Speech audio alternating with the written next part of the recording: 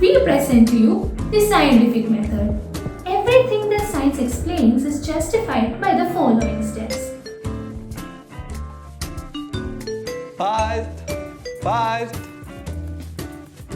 Our TV is not working. Maybe the TV needs electricity, and as we don't have electricity, the TV is not working. Turns out our TV did not work because there was no electricity. You supported your hypothesis with evidence and therefore concluded that it was true. Yes.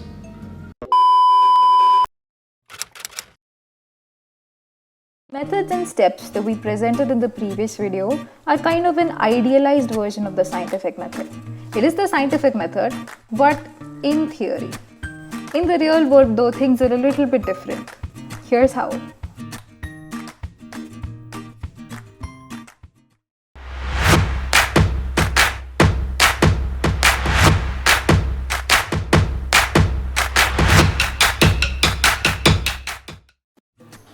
While scientific discoveries don't always follow this step-by-step order, they do fulfill all of these steps in some manner. It can happen that an experiment reveals new data or observations, using which scientists can work backwards and make a new hypothesis. Sometimes you may not have any hypothesis that can explain your observations. In this case, you might do an experiment to help you figure out a hypothesis. You can have multiple hypotheses for a single observation. Multiple hypotheses can be true at the same time, and even if one hypothesis is supported, it does not mean that it is the complete explanation. For example, cars require fuel to work, and cars run because of batteries are two very different hypotheses about how cars work, and yet they're both correct. Putting them together gives us a clearer picture of the mechanics of a car. Not all questions can be answered by the scientific method. This is because the method depends on what we can observe in the world. We can use this method to solve those problems for which it is possible to get data. Other problems can't be solved using this method. For example, suppose there was an election in your city 4 years ago in which candidate A won and candidate B lost. Centuries from now, when people watch this footage, who will they see smiling just at the edge of the frame? So help me God. Some supporters of B would still say that B would have done a better job. But can we answer this question scientifically? We cannot, because while we have data of what A did in the last 4 years, there's no way of getting data of what B would have done in those 4 years under the same conditions to compare it with. So this question cannot be answered scientifically, but it may be answered by other methods.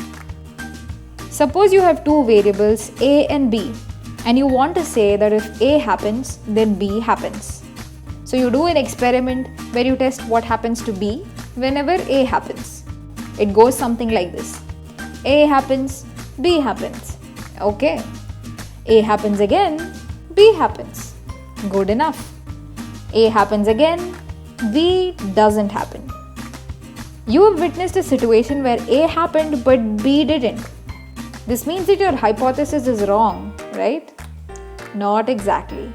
As we'd seen in the previous video, when we do an experiment, we change the two variables A and B, but we try to keep everything else constant.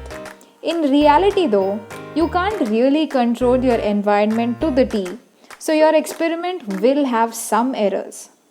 Thankfully, we have statistics, which is a branch of mathematics that takes these errors into account and tells us what results we can get from our data.